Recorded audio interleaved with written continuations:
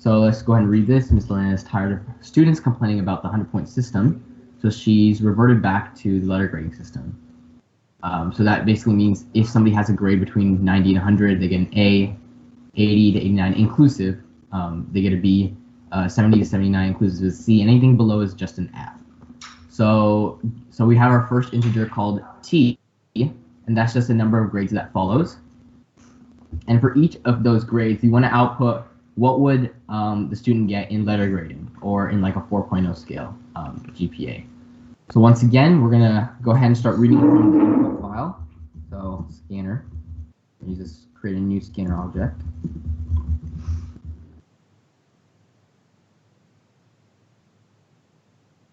And now we want to go ahead and start storing some of these variables. Now, our only variable that that we're gonna read for to know that we should store is going to be the first one, which is how many times do you want to check for a grade. So we can put int grades. So that's how many grades there are, is equal to whatever the next integer is in the file. Now we can create a for loop to run through each of those times, just like we did in the previous question. So it's going to run the 5 times in this case to check each individual grade value. So we can go ahead and type our for loop header.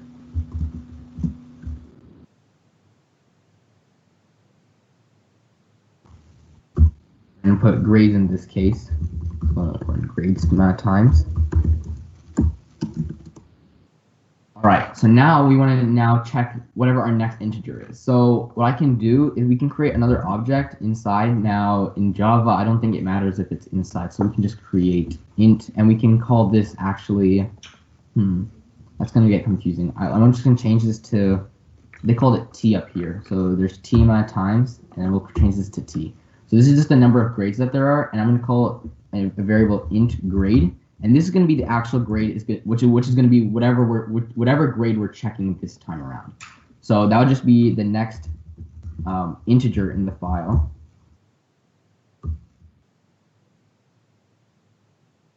So when the first time this runs, it's going to take 75, and it's going to go ahead and put that into grade. Now we want to check, okay, is 75, is it going to be an A? Is it going to be V? Is it going to be a C or an F? And it's pretty visual how we could do that, right? You just kind of look at it and be like, oh, it's between 70 to 90 to 79, so we know that's going to be a C. But what we can also do is how we can do this is we can use those if statements one more time and check conditionally. So if you check, now this is a quick way of doing it a little bit faster than going and checking both if a value is in between 100 and 90, is if you go ahead and start from the top and then work your way down. So if you know a letter is so if I first check that my grade, if my grade is greater than or equal to 90, I know for a fact that my grade is going to be an A, right? Anything above a 90 is an A, and including 90.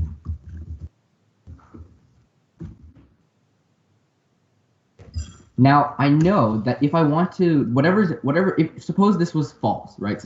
Suppose he got an 80, for example, or an 85, or an 80 in the next case. We know that this is false, right? So in our next if statement, we can go ahead and we can check that if the grade is greater than an 80. We don't have to check if it's below a 90 because we already know that it has to be below a 90. So instead of checking that if it's between this, we only have to check if it's above an 80 because we already know that it's either an 89 or below because we've checked that first case.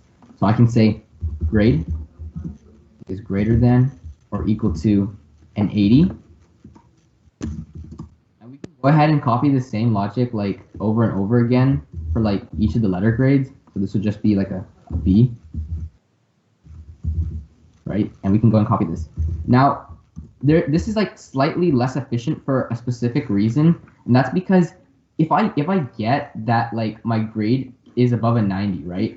I don't want it to run again if it's greater than 80, right? Because then I'll just print for example, for 98, it's going to go ahead and print A, B, C for all of them, right? And that's not what I want. So what we can do, instead of having just a bunch of if statements, we can have a new kind of thing called an else if.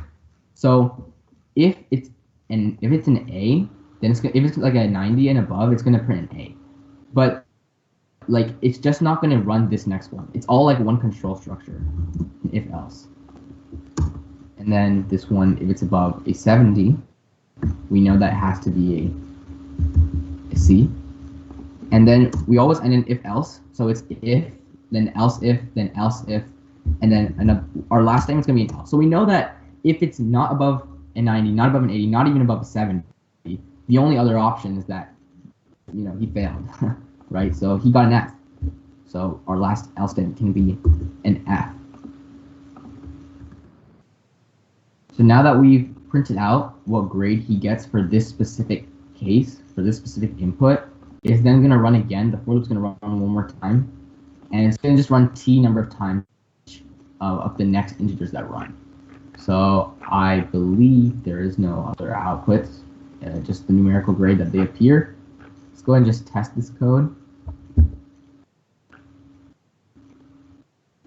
Yep, it looks good. All right. So yeah, I'm just going to go through this one more time. So like the for loop's going to run 5 number of times, right? So if it's going to run 5 number of times, when it runs the first time, it's going to check if it's greater than 90, it's going to print an A. If it is a 90, then it's done. Like it's just going to this is all one structure, so it's just not even it's just going to skip to the end and go to the next value. And if it's like an 80, same thing, it's just going to skip everything else. If it's not a 90, it's just going to go 80. If it's not an 80, it's going to go 70. And that's how the if, else, if, and then an else statement works. So let's just submit the code.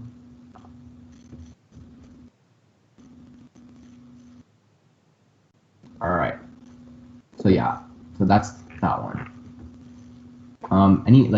Does anybody want like more clarification on like if and else if and how it's used in this problem? Alrighty. All right, we're gonna move to the third one then. So the next one's called bone debt. So it looks like Benito owns Chico 100 bones, and luckily he was gifted n stacks of bones, and he wants to use these bones to pay back, but he can only pay back bones using these stacks, and can only pay back the stacks in the order that he received them. So therefore, Benito wants to give the least number of bones he can fully pay back to Chico. So it's kind of like, suppose like he has like 5 bones here, like in this stack, and then in another stack he has like, I don't know, 50 bones, and then in this stack he has like 53 bones. And then in another stack he has like, I don't know, 10 bones. He has to pay in the order of these stacks. So if he pays 5 bones in the first stack, it didn't reach 100, so he has to pay more, right? Then if he pays 50, then he can pay his next stack, and then he'll pay a total of 55, right? But 55 is still less than 100, so he's gonna have to pay one more stack because he can only pay in stacks. So he's gonna take 53 bones, and he's gonna add that to what he's paying, and that'll give it's gonna give 108, right? And then he doesn't have to pay the last stack of 10 because he's already reached 100.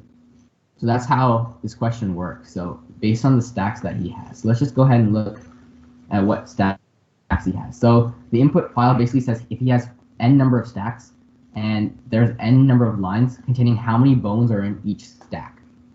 So in this case, how would he get 126? He would pay if he pays the first stack, he's still below 100, so he has to pay the second stack. And then he's still below 100, so you got to pay this stack, still below 100, and then you got to pay this last stack. And if you add these numbers together, they give you 126. Yeah.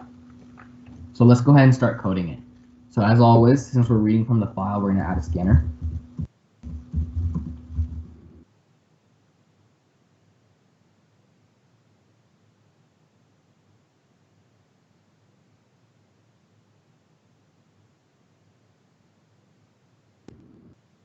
Now we're gonna store that variable like always, so which is n, the number of stacks that he has, and that's just our next int.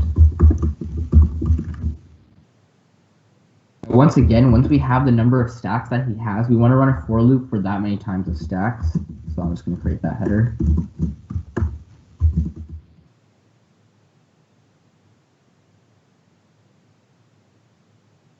Okay, now it comes to like what he's going to do each time. So when we were doing like this sample problem, we realized that we're adding some kind of value, right? We want to find out at what value, when added together, does he reach over 100. Once he reaches above 100, we know he doesn't have to add any more stacks, and we get his final value that he must give to Chico, that Benito gives to Chico, right? So since we were adding and we had like a total value that we kept adding to, it's really, I think we should create like a sum variable.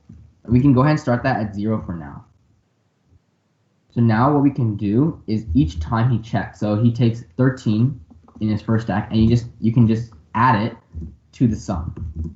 So the sum would have, so that would be just the next integer, right? And once he has that sum, he has to check, do I have to give any more stacks, or am I done, right? Now, how would he check that? We can use an if statement, right? So if the sum, which in this case in the first run is 13, if it is greater than 100, because he has to give 100 bones, if it's greater than 100, then he's done, right? We know he's done. So if it is greater than 100, the output says he has to print how many bones he has, what the sum is, right? So we can go ahead and we can print that.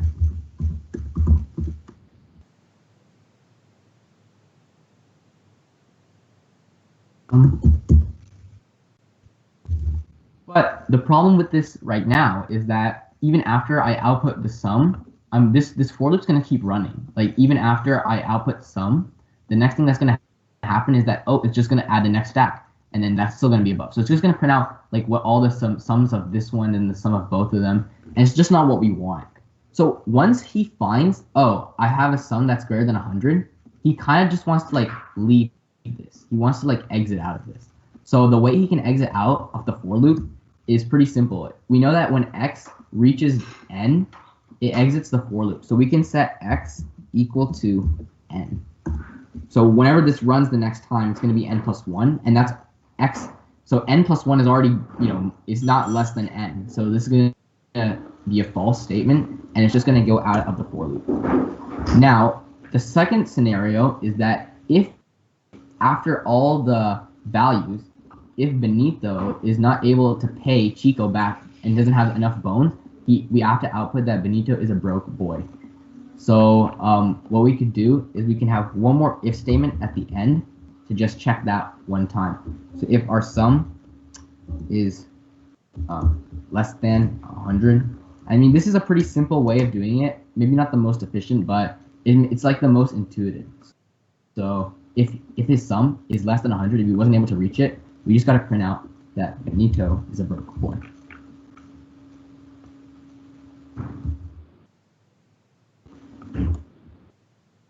And let's go ahead and run the code. Yep, don't forget the semicolons.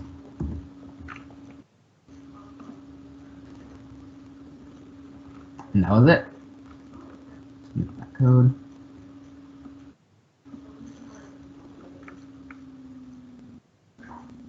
And that was accepted. So yeah, that's basically how that works. Run through each value, check, is the sum now above 100? If it is, exit. And by the end, if it's not, just return this statement. Okay, yeah. So also for this problem, two things. The first one is you can use a for loop and just loop through every single one. Another way you could do it is you could use a while loop. So you can say while sum is still less than 100. So while sum is less than 100, you keep adding more until like it doesn't meet that requirement, right? The second thing you can do is if you have a for loop, instead of doing x is equal to n, if sum is greater than 100, you can use the break command, or the break command, and it breaks out of the loop. But either way, setting x equal to n also breaks out of the loop. So it works either way.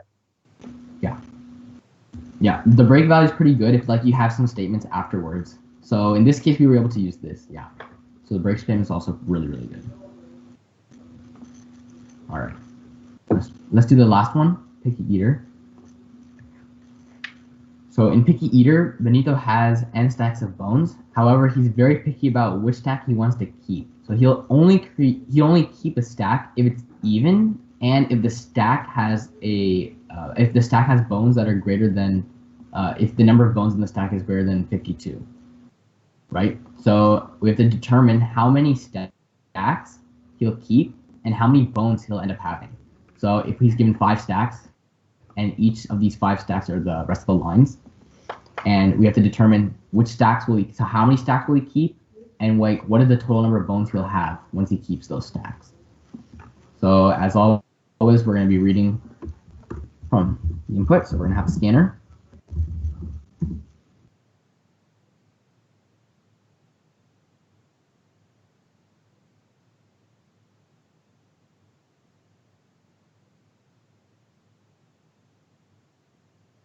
All right, and what we're going to be taking as a variable is the number of stacks that he has. So that's going to be our first int. We're going to call it n stacks.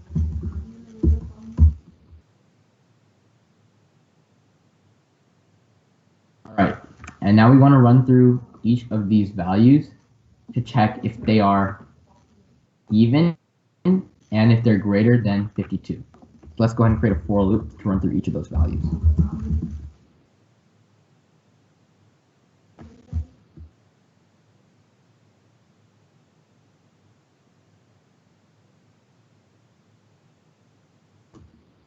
All right, so now we want to go ahead and take in each value. So when we go to the next int, we want to go ahead and store that as like, so what we could do is if like storing it inside is a little confusing, we can create a variable called like cur, which is like the current like value the current like stack of bones that we're checking. So we can take cur and we can set it equal to input dot next int. So this is just going to take our next int, which is 56. Now we want to check 2 things about 56, right?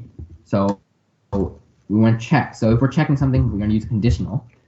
So we want to check if it is greater than 52 and if 56 is even, right? Or if whatever our next value is greater than 52 and even.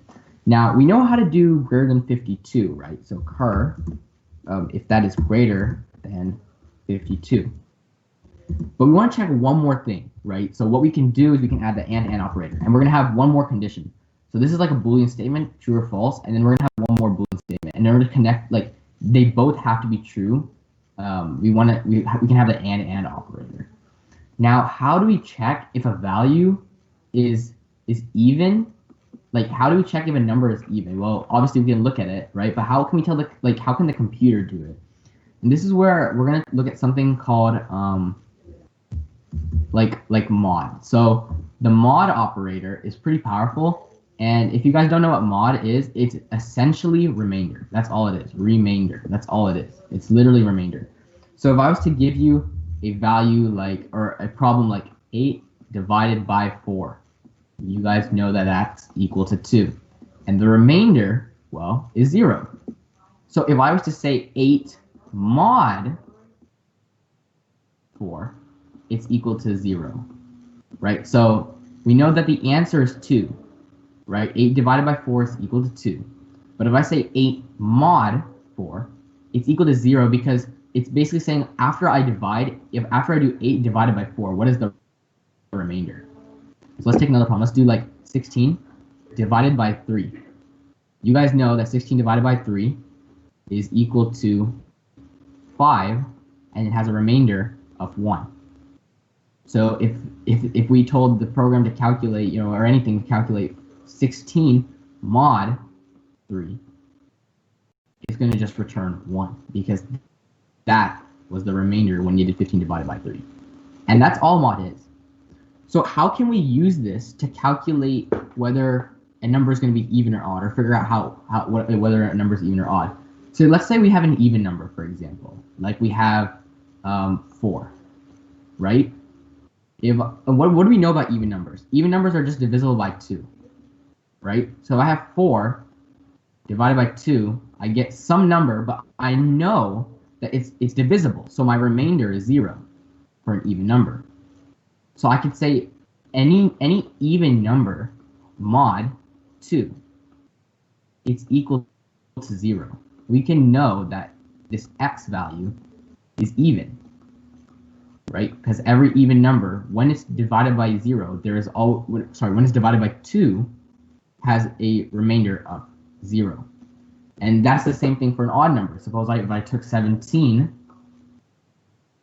mod 2, well, I know 17 divided by 2 is equal to 8, and it has a remainder of 1. So then this is going to be 1. So any odd number has when modded by 2 is 1, and any even number when modded by 2 is 0.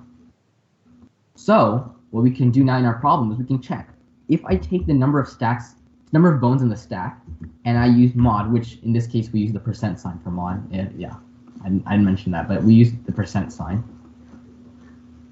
If the current value mod 2 is equal to 0, yeah, you gotta use the double operand because you're checking a boolean. So if I mod it by 2, if I take per mod 2 is equal to 0, I know that it's even.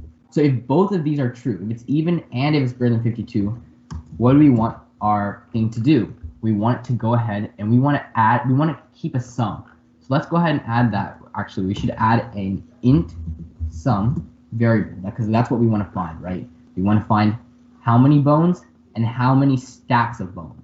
So we got to find actually two things. We got to find the sum and how many stacks of bones. So the sum is we can start with 0, but we also want to have another variable called count, which will count how many stacks is he adding. How many stacks is he actually keeping? So if we find that, oh, this stack with this number of bones follows this condition, then we know that we can take our sum and we can add that number of bones to it, and we can also increase our count by 1. So count plus plus will increase it by 1. This basically says that, oh, okay, he's going to keep 1 stack, and he has this many bones that he's kept so far. And once this runs through each of the 5 ones, it's going to keep checking and keep adding, and you can see that only this case and this case it follows the condition. So after we have this, all we want to do after the for loop is just print out the number, the count value, as well as the sum value. So we have our count value, which is 2 in this case, right? And we want to have a space between, so we're going to use concatenation and add a space, just like this. And then we're going to go ahead and we're going to add sum, which is the number total of how many bones he had. Let's go ahead and run this. Looks like I missed something.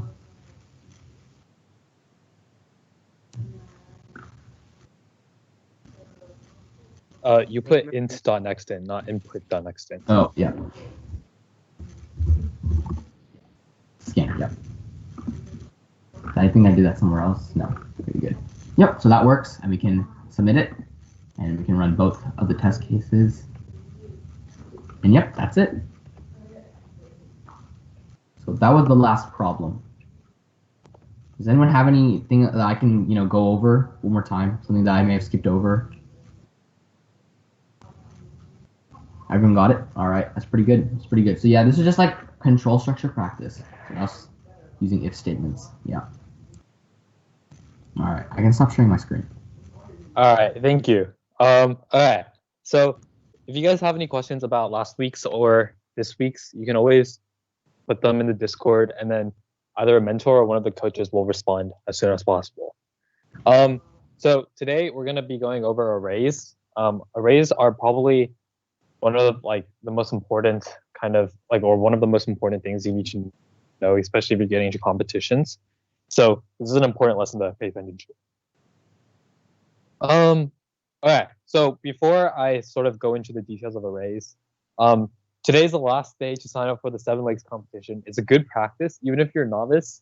It's still like a good entry competition to get into competitive programming. and you work with a team, so you're not by yourself, which means you won't be like a deer in the headlights. So if you want to, please sign up.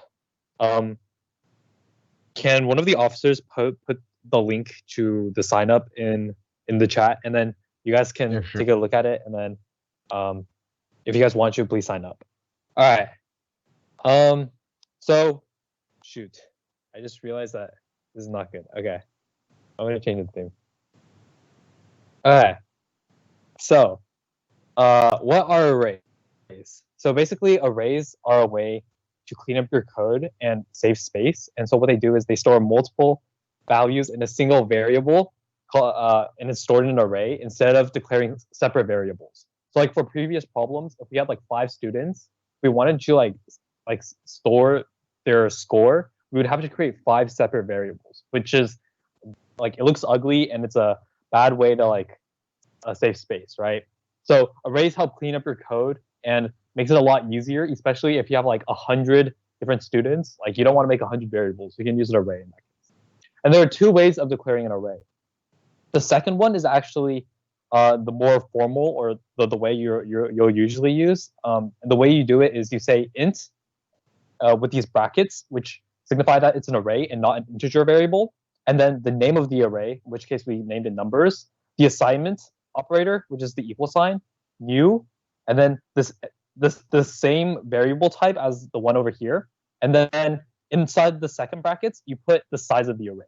So in this case, this array would be size 5. And another thing to note is arrays have a fixed length, which means that if you set an array to be length 5, you can't change it, right? There are other kind of ways you can store like like array lists, for example, have a variable length, but for arrays, it has only a fixed length. The second way you can declare an array is to use array literals, which means that you already know the size of the array and you already know what the variables are going to be. And so in that case, you can use curly brackets instead, and then just put in what the variables you want to put into the array are. So arrays are objects. So declaring an array is the same as declaring an object, and we'll talk about objects and classes later on. But just know that these are different from the primitive kind of data types that we've looked at before. So if you look at this example, we have two different arrays. We have numbers and numbers. The first one is just declaring an array, and the second one is declaring an array literal. And if you look at what they store, number stores 0, 0, 0, 5 zeros, and number stores 1, 2, 3, 4, 5, which is what we declared it as, right? And so you'll see that even though we didn't declare numbers like to have a specific number in each one of the indexes or indices, it still stores as 5 zeros. And so that's because there are default array values that arrays will have if you don't assign values to the array elements. And so if you create a Boolean array, so instead of putting int here, you put Boolean, it would like automatically default to false for all 5, in this case, for all 5 of the array elements. If you did integer, it would default to 0. Double, it would default to 0.0. Now, obviously, like in this case, we saw integer, it defaulted to 0. For other types of data types like strings and other non-primitive data types, it will default to null, which is not something you should really worry about right now because we won't be working with it. But it's basically just a value that shows that nothing's being stored there. The reason why we don't put 0 is because 0 is a value, so we can't put 0 to show that nothing's there. So instead, we have null. Okay. One of the most important things about Java is Java like arrays is indexing. And so each array element has an index that helps you access it, right? Because it doesn't really make sense if you have an array filled with a bunch of variables if there's no way to access it. And so the way you access it is based on its index, which starts at 0 and not 1, which is why in like the previous like weeks when we used for loops, we always started with int I is equal to 0, I is less than n, right? So we start at 0, so that way if we wanted to access the first like element in an array, we can just access it by doing array variable comma I, which starts at 0. So it starts at the very beginning. So if we started int I at 1, it would start at this technically the second array element in an array and not the first. And usually these 0 index kind of like formats is like the same for like most other programming languages. So it's a good habit to start like thinking if you have an array, it always starts at index 0. And then the general syntax to access an element is array variable, which is what you named the array, and then what index you want to access. So if you look at this example, we have an array called numbers, and it stores 1, 2, 3, 4, 5. And so we print out a lot of or a bunch of the array the array elements. And the first one we print out numbers 0. So it prints out the 0th index of the array numbers, which in this case is 1. The second one is 4, which is actually the last element in the array because it starts at 0 and goes all the way to the length of the array minus 1. So in this case, because the length of the array is 5, the last element would have an index of 4 because you start at 0.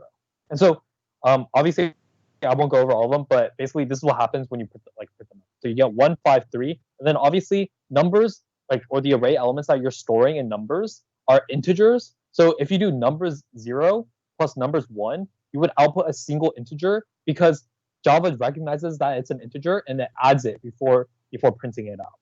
If, for example, here instead of if numbers was a string array and you had quotation marks around the 1, 2, 3, 4, and 5, then when you do numbers 0 plus numbers 1, it wouldn't print out 3, it would print out 1, 2, or 12 as a string. Another thing that is pretty important is length of an array. It's pretty easy. It's just numbers.length. And you'll notice that there's no parentheses after length, which means that it's not a method and you can't really, it's just a number. So basically numbers.length is literally just the length of the array. And this is pretty useful if you want to use it in like for loops. So you do like for int I is equal to 0, I is less than numbers.length. Then you go from 0 to whatever the length of numbers is. And then obviously you can always change the value of an array element. You just use the assignment operator. So in this case, we changed numbers 2 to 5. So it would change this 3 to a 5, and then the new numbers array would be 1, 2, 5, 4, 5. Okay, so these are pretty much the main things you need to know about arrays. It's not very complicated. There's not much you really need to know, but it's still a good idea to like start utilizing them as soon as possible, because the faster you start using these, the easier it'll be to like kind of adjust in the future. Okay, I'll post the link to the problem set in the chat, and you guys can start working on that. This week's is a bit different because there's a problem that isn't what we covered. It's called, let me see what it's called. It's the first one, and it's called dog names. So that one, if you don't know how to do it, don't worry. It's not something we covered yet, but it's still a good idea to like try it, especially if you plan on competing tomorrow in 7 Lakes. It's just good practice. So I posted the link to the HackerRank below, and we have like a minute left for class. So if you guys have any questions about arrays or the problem set that we did last week, feel free to like ask them now. If not, you guys can start working on it, and then we'll go over the problem set next week because we don't seem to have much time this week.